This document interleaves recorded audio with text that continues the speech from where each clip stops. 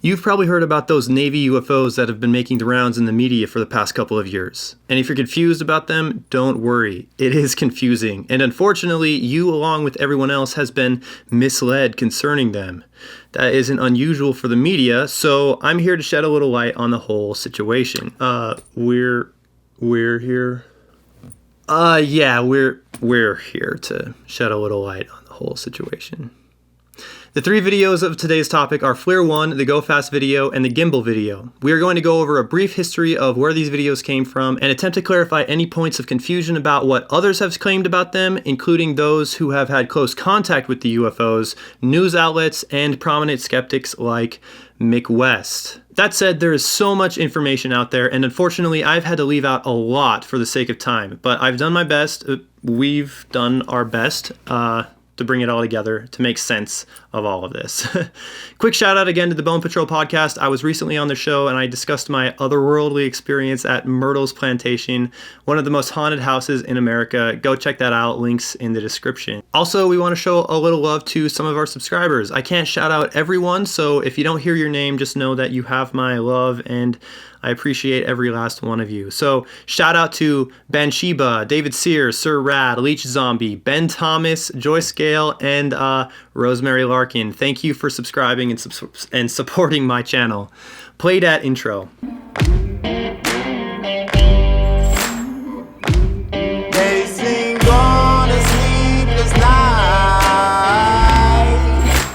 Try to catch me howling at the moon.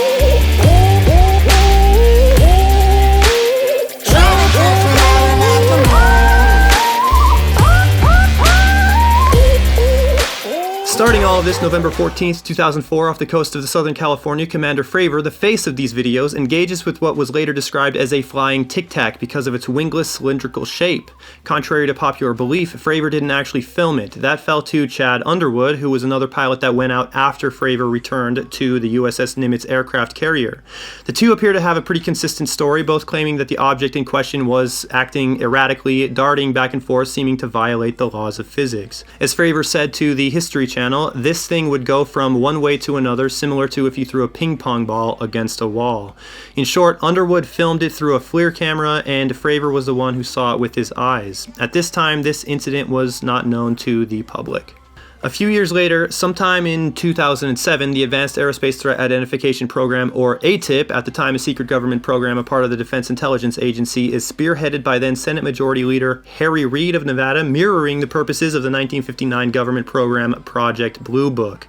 Both projects were instituted to investigate the UFO phenomenon and to determine whether or not these things present a real threat to national security. These programs are significant because it shows that the US government is taking UFOs seriously, and not just in the 50s, but apparently in modern day times. Side note, Harry Reid spearheaded the program at the request of Robert Bigelow, the American business tycoon you may know from Budget Suites of America and also founder of Bigelow Aerospace. Why is this significant? It may not be, but it is worth pointing out that Robert Bigelow owned what is famously known as Skinwalker Ranch, a place claimed by many to be one of the most paranormal sites in all the world, brimming with more activity than Area 51 and the house from the Amityville Horror put together. And that's right here, southeast of little old Ballard, Utah. And in 2016, he sold the ranch to a mysterious company of unknown origin called, get this, Adamantium Holdings, for a cool $4.5 million. February 4th of that year, 2007, an anonymous source under the pseudonym The Final Theory posts the FLIR 1 video, at the time titled F4, to a conspiracy and paranormal message board site called Above Top Secret. The Final Theory claimed to have smuggled this information off of the Nimitz aircraft carrier's secure servers. Shortly after the video was posted, an administrator for Above Top Secret, going under the name Isaac Coy, traced the video back to a German film website that produces film and special effects called Visions Unlimited. Thusly, the FLIR 1, or at the time F4 video, was assumed to be a hoax, even though the Final Theory defended his claim by stating that it was uploaded to a German film site to avoid implications and or consequences that come with leaking secret military information. Then sometime in 2012, according to the New York Times report from government officials, ATIP is dissolved. However, Luis Elizondo, the alleged head of the program at the time, claims it continues to this day in various forms, and only that its primary funding has ceased. December 9th, 2014, Tom DeLonge, founder of Blink-182 and Angels and Airwaves, creates To the Stars record label, debuting alongside Angel's fifth studio album. I'm sorry, is this the right script? Yeah, it's the right script. Remember, we wrote it. No, I didn't write this. Yeah, I may have done that while you were sleeping. But it's important. Matter of fact, I'll take it from here. Play the clip so we can get that thumbnail without trolling our audience.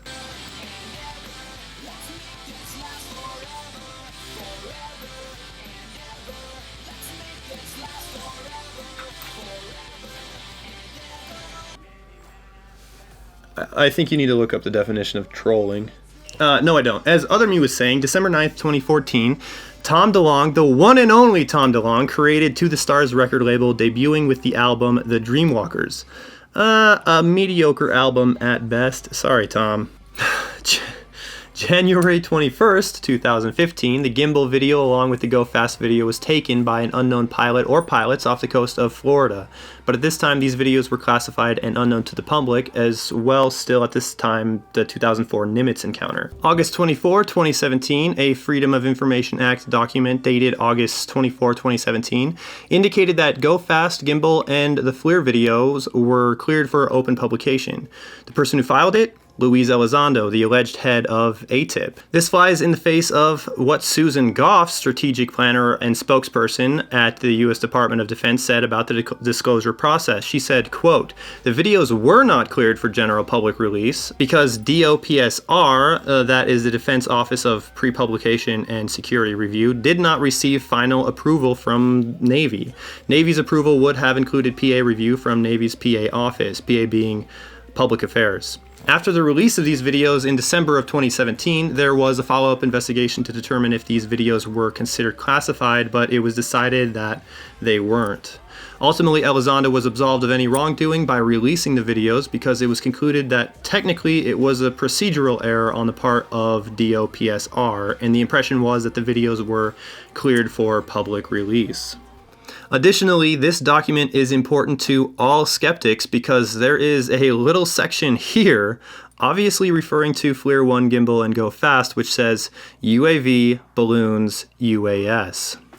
Could this indicate that these UFOs/UAPs have actually been identified by ATIP as unmanned aerial vehicles, balloons, and unmanned aerial systems?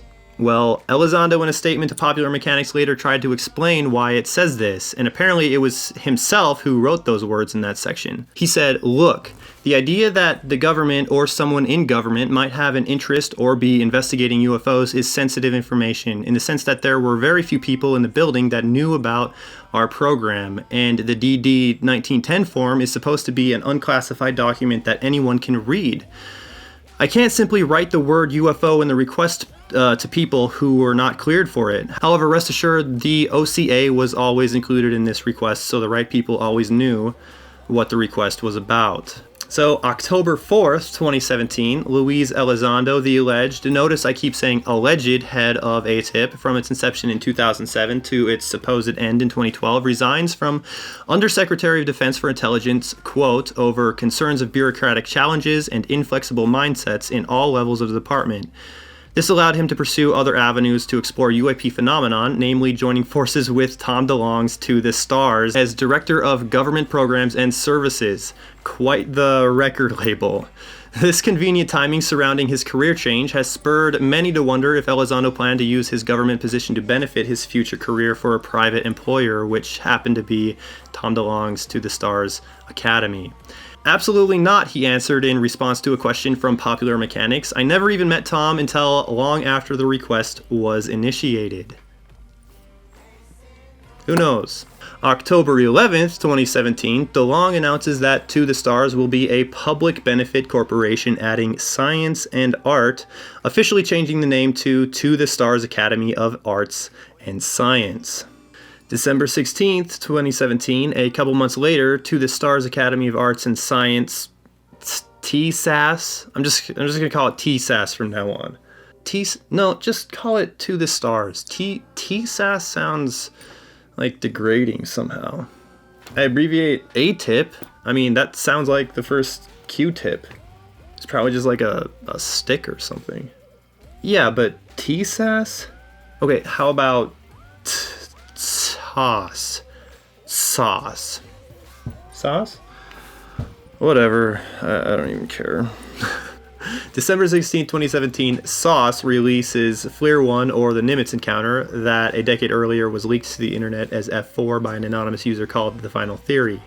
The Gimbal video was released by To the Stars the same day, along with a New York Times article titled Glowing Auras and Black Money, the Pentagon's Mysterious UFO Program. It's in that article where they state, quote, "For years the program," referring to the Advanced Aerospace Threat Identification Program, "investigated reports of unidentified flying objects," according to the Defense Department officials, interviews with program participants, and records obtained by the New York Times. It was run by a military intelligence officer, Luis Elizondo, on the 5th floor of the Pentagon Sea Ring, deep within the building's maze. Do you think Fravor could be the Final Theory?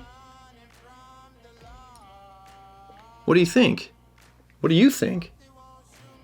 I don't know. Maybe? Well, let's do what we do and break it down. So on the message board of Above Top Secret, the Final Theory mentioned specific details about why he was able to gain access to the carrier's servers. And if you juxtapose this information with what Fravor said on the Joe Rogan podcast, then we can extrapolate. And yeah, I mean, I suppose we could do that. Awesome. No, I mean, not right now. We don't have time for it right now. It is breaking up the flow of this timeline. We can do it later. But it's pertinent.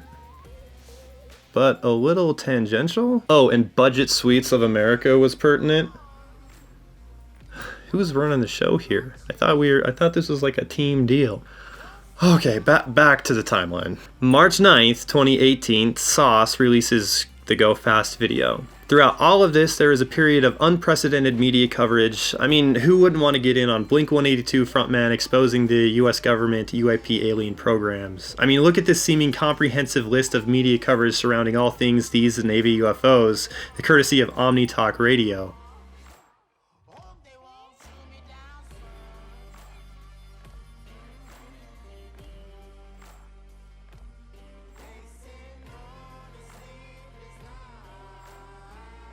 May 31st, 2019, this whole thing blew up so much that History Channel aired a 6-episode miniseries about it called Unidentified from May 31st, 2019 through July 5th, 2019. June 1st, 2019, a day after the first episode of Unidentified, The Intercept publishes an article quoting Pentagon spokesperson Christopher Sherwood, who said Mr. Elizondo had no responsibilities with regard to the ATIP program while he worked in OUSDI, the Office of Undersecretary of Defense for Intelligence, up until the time he resigned, effective 10/4/2017. This directly contradicts the New York Times report that Elizondo ran the program. However, on September 11th, 2019, and seemingly lending credibility to Elizondo, the Navy admits to the videos being real, unidentified objects in a statement to theblackvault.com, which is a privately run repository of declassified government documents. This being the first time in history that the US government has actually openly admitted that UFOs are in fact real. Real being the operative word there. Yeah, we get it. Real unidentified objects don't mean aliens. Got it. Yeah. The date provided for this information on Wikipedia, however, is wrong, as they cite Fox News, who reported it on the 17th of September, but Fox, along with CNN and the History Channel and all the other news sources, got it from the Black Vault, who originally reported on it on the 11th. So any of you Wikipedia wizards out there, it needs to be updated with the correct information. Actually, I just did that for you. You edit Wikipedia pages? Yeah. I mean, I have. Yeah. Huh. January 15th, 2020, the Navy determines that the release of more information surrounding those Navy UFOs do exist but it would cause grave damage to national security if that information were released.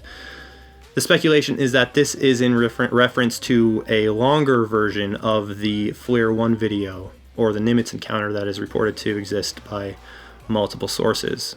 And finally, February 11th, 2012, the Moonlit Ghost publishes this video trying to explain the entirety of this Navy UFO fiasco in under 30 minutes, employing the talking really fast method in order to do so, and does a mighty fine job at it if we do say so ourselves. And shortly after its publication, the video goes viral and catapults us to the top of YouTube's search algorithms, which ultimately kicked off the true start of the Moonlit Ghost's quest to discover the truth of this mysterious and beautiful world we live in by finding a way to become independently wealthy doing so. Shortly after that, we branch out and start a new channel dedicated to education in the formal sense, exploring mathematics, philosophy, science, history, and the world in general, ultimately becoming a watershed moment that ushered in a revolution in the learning process, aiding education reform in the United States. Okay. Yeah, I'm doing this thing my sister calls manifesting your reality. Okay, whatever, but we did do a pretty good job on this one, huh? Yeah, we did. This is an awesome video. It's so good, matter of fact, that you should like and subscribe right now. You only have information to gain. Yeah, we are awesome. You are awesome. You always look at things I never would have thought of, like maybe Fravor really is the final theory. That would be really interesting. I don't know, could be. I'm sorry we butt heads sometimes. Thank you. You're awesome too. You keep me level-headed when I need it most. Like when I thought Bigfoot had psychic powers, and that's the primary reason he is so rare to see, because he just makes people forget about it. Yeah, that was pretty bogus.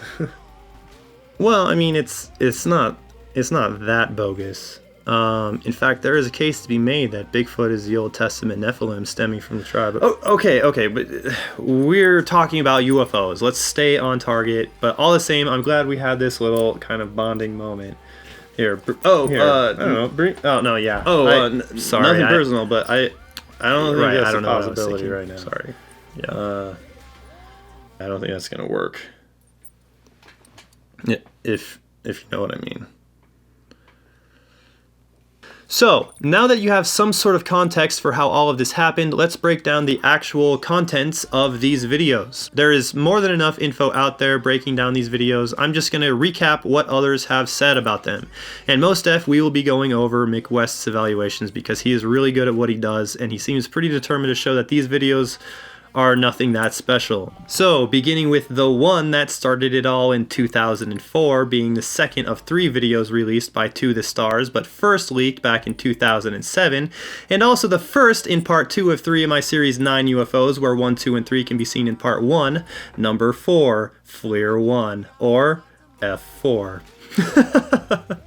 This video goes by several names if you haven't gotten that yet. The Nimitz encounter, after the name of the aircraft carrier the fighter pilots were stationed on. The Tic Tac video, due to how it's been described by its physical looks given by those who supposedly saw the thing with their eyes, namely Commander Fravor, who was the one that engaged the UAP, or simply FLIR 1, which was the name of the file that was disclosed upon the Freedom of Information Act being filed, and also in reference to the type of camera that was used to capture the object, and also F4 being what it was referred to by the final theory those years ago when it was first leaked.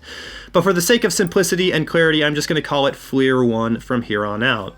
First thing I want to get out of the way is that the media has done a terrible job at matching the correct UAP with the pilot, Commander Fravor. This is Commander David Fravor, and even though he didn't take the video, he is associated with it because he saw the thing. And he's not associated with this one or this one. But if you watch the news, you wouldn't know that. Why is there confusion about this? It's because these videos were released in close proximity to each other by To The Stars, and they visually look a lot cooler and more like UFOs than the one Commander Fravor is associated with. Truly, this video doesn't appear to show much of anything too impressive. It's kind of just a blob in the middle of the screen and devoid of any significant reference points that could give a viewer any real understanding of what they're looking at. And only towards the end of the video, the blob kind of drifts off to the left of the screen, leaving the viewer to wonder what they just witnessed. The point is, without an understanding of what we are looking at, we are left at the mercy of those who supposedly are in the know, which from my research into these videos, there appears to be a lot of misinformation stemming from those people, or at the very least, fudging of details. So what are we actually looking at? The numbers displayed by the camera give us a lot of useful information if you know how to read them. This number indicates that the camera is pointed 4 degrees right of the axis of the aircraft. This one indicates that it is pointed 6 degrees above the aircraft. This is its zoom level, and this is the aircraft's altitude. This is telling us the level of the plane. The main distinguishing feature in this video is the apparent movement of the object off to the left of the screen at the end of the video. Commander Fravor has said many times on different news outlets, and especially on the Joe Rogan podcast, that the object bounces, like it shoots back and forth, almost like a ping pong ball. And then it takes off here at incredible speeds from an apparent standstill. Mick West points out that this physicist, retired physicist, points out that the G-forces sustained at that time would have been incredible. However, what the proponents of this video fail to speak on is the fact that these rapid movements are always associated with the camera switching from 1.0 to 2.0 zoom, giving the illusion of a greater speed than there actually is. It seems like whatever the object is, it's either stationary or so far away it doesn't appear to move, and the illusion of movement here is due to the camera's zoom and the FLIR camera losing and regaining its lock on the object rapidly and in succession. In fact, this is a representation from Mick West's channel showing the normal movement of the object without the zoom exaggerating it. It still moves off to the left, but it isn't nearly as impressive looking, forcing me to wonder, why hasn't anyone who interacted with this thing talked about that fact? Are they using the illusion given by the zoom to exaggerate the look of an otherwise unimpressive video of a blob in the middle of the screen? This fact appears to be glossed over by Fravor and others who promote the video. That said, David Fravor did say that whatever it was at one point actively jamming their sensors, which as far as I know, there isn't a good explanation for, other than some intelligent thing was doing it. Multiple testimonies confirm that they actually were tracking multiple of these objects on radar for weeks before the encounter. And even though the great acceleration is explained by the zoom factor, it still is apparent that it appears stationary and then suddenly starts to move off to the left. And I'm not sure that can be explained completely by the jet losing lock. For a more recent and enlightening discussion on the objects, check out Mick West's discussion with Gary Voorhees, a radar technician aboard the USS Princeton during the time of this incident, who was actively monitoring these things. The interview is fascinating to listen to and provides context and another perspective outside of the mainstream media. Gary, by the way, remains adamant that it was advanced technology, not necessarily from aliens, but potentially from a black market for high-tech items. And West, of course, does his best to come up with a more mundane explanation, like my counterpart here. It's a fascinating back and forth, so go check it out if you're interested. Links in the description. So I'm not sure what this thing is, but there does seem to be something fishy about it, but I can't really put my finger on it. Let's move on to the gimbal video. Here we have the video that everyone is blasting all over the internet because unlike FLIR 1, this one actually looks like a classic UFO and it exhibits interesting characteristics right before our very eyes, such as traveling across the clouds and rotating. And this rotating appears to astonish the pilots observing it. And what's even more fascinating about this is that Bob Lazar chimed in about it, even talking about the rotation as if he was familiar with the rotating mechanism in the alien craft. One of the things I think in the gimbal video, the way the craft that we worked on flies is it doesn't fly like a conventional aircraft does, and it doesn't fly like a flying saucer would in a 1950s movie. It flies belly first. I mean, it may set down conventionally, but it always rotates. It does a roll maneuver, puts its belly towards the target, and then moves away at high speed. So it'd be like a car flying with the wheels forward. Right, right. I mean, it may land on the wheels, but at some point when it wants to leave, flips up, points the wheels where it wants to go and takes off. And the gimbal video, you can see the craft do the roll maneuver. And it's really interesting. It behaves exactly like the craft that I worked on. If you're not familiar with Bob Lazar, go check him out. He is an incredibly interesting character who claims to have worked at Area 51, reverse engineering alien crafts. Matter of fact, he is so convincing with his story that Derek Van Shake, one of my favorite YouTubers who is a body language expert, has a 1 hour long video breaking down Bob Lazar and focusing on his testimony on the Joe Rogan podcast. And this is his conclusion. This may very well be the greatest story never listened to. It's just unbelievable that it answers one of our biggest questions we have. And it just seems that everyone just, he's probably lying. He's probably lying. No, he's truthful. He's telling you the truth. What you're saying makes sense. It doesn't make sense that it's... That happened exactly like I said it did, Joe. I believe you. But on the flip side of that, we have an interesting collision here because Mick West, I keep bringing him up because he is really good at what he does. But he explains in this video that the appearance of rotation is not because the object is rotating, but because the camera is tilting and swiveling, and it is the glare on the camera lens giving the illusion. The physical light is hitting the lens while the camera lens is rotating, and the reason the horizon isn't rotating is because there is a mechanism or software stabilizing his shot. Glare itself rotates, because the glare is a function of a part of the camera, and if we are rotating the camera, the glare rotates relative to the horizon. And so if we then apply this derotation to get the horizon steady, the horizon doesn't rotate, the glare does rotate. So that explains what's going on in the Gimbal UFO video. The glare is rotating because the camera is rotating. The horizon isn't rotating because they don't want it to rotate.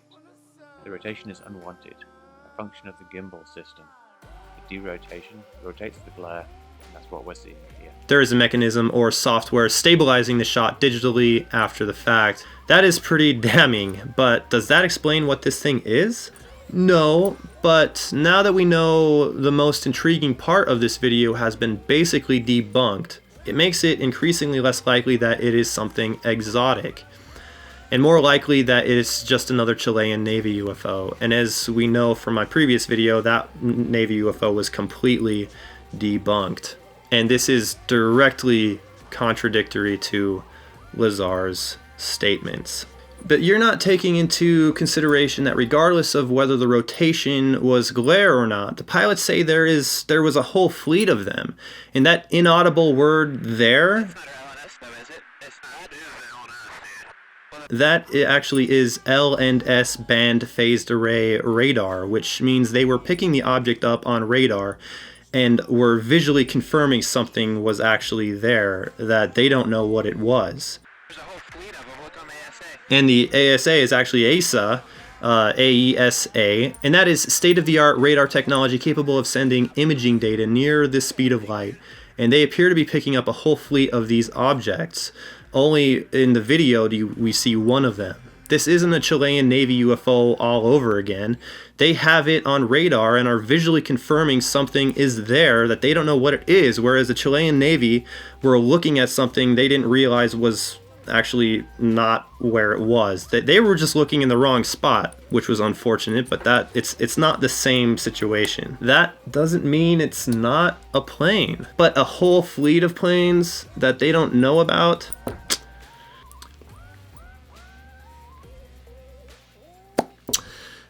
Go Fast, the Go Fast video. This one is the third video to have been released by To the Stars Academy, and it purports to show a high-speed object being tracked by a fighter pilot off the coast of Florida in 2015.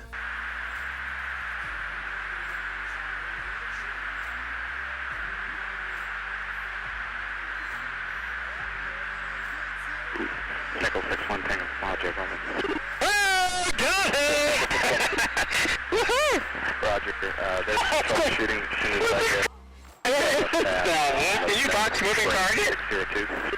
No, I took an auto track. Oh, okay. Oh my gosh, dude. Wow, look at it fly! And to believer me, this, I'm sorry to say, is the nail in the coffin here. Brace yourself.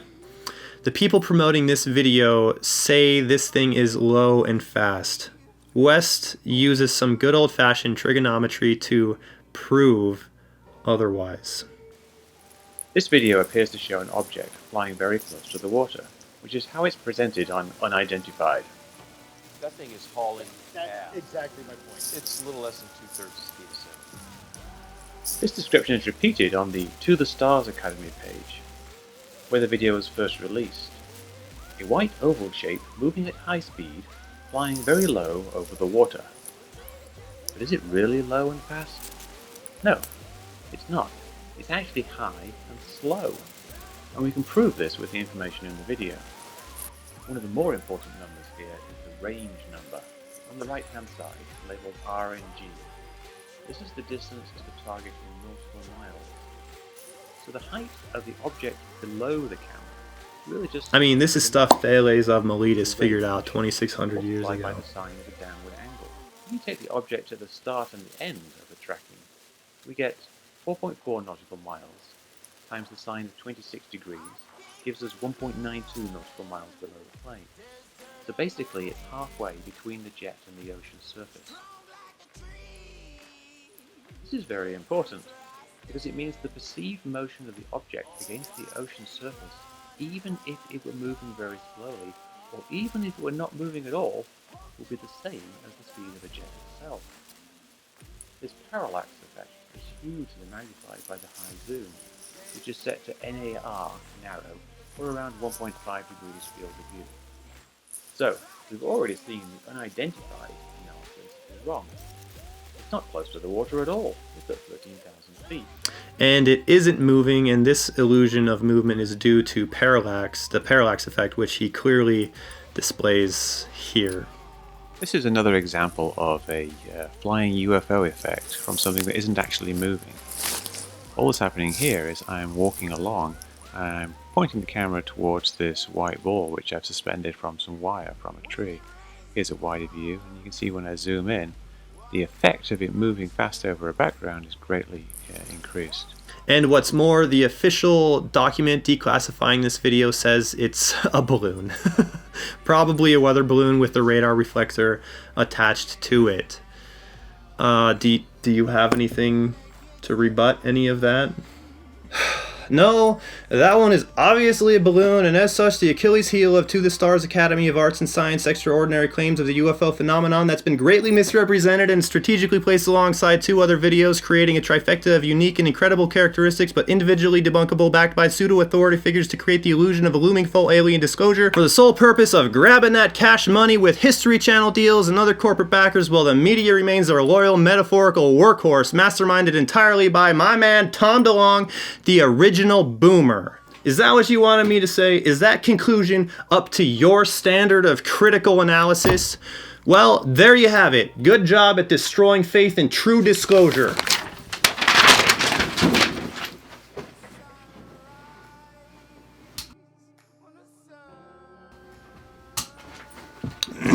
Hey, aliens are real, and the UFO phenomenon has had world governments concerned about them for decades. There are enough eyewitness accounts and documented abduction stories that can't all be chalked up to night terrors or sleep paralysis. I don't have a lot of time, but seriously, look up Betty and Barney Hill and the Bob Lazar early interviews where he talks about the binary star system Zeta Reticuli. And stay tuned for the Moonlit Ghosts next video about the Turkey UFO incident that we're working on, where I will do my best to convince a skeptic over here that the grays in the cockpit are real. Now, go check it out. I gotta go. Hey, get out of here. You can't be running around raw. We're working on this together. Hold on our channel. Get out of here with your psychic Bigfoot and your Bob Lazar rotating aliens. We've seen him. He just made you forget.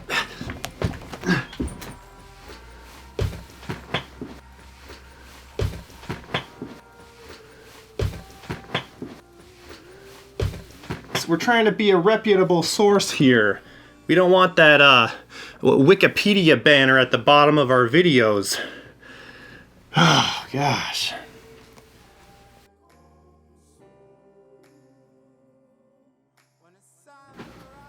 They are real, and Bigfoot can use psychic powers.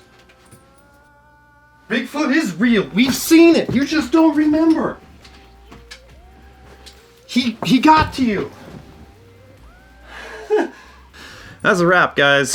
Woo. That was fun to make. If you have a machine that makes gravity, you can pretty much do anything. You can affect time, you can have force fields, all that stuff that's in science fiction becomes reality if you have a machine that can make gravity. And what we worked on in the desert was a machine that makes gravity.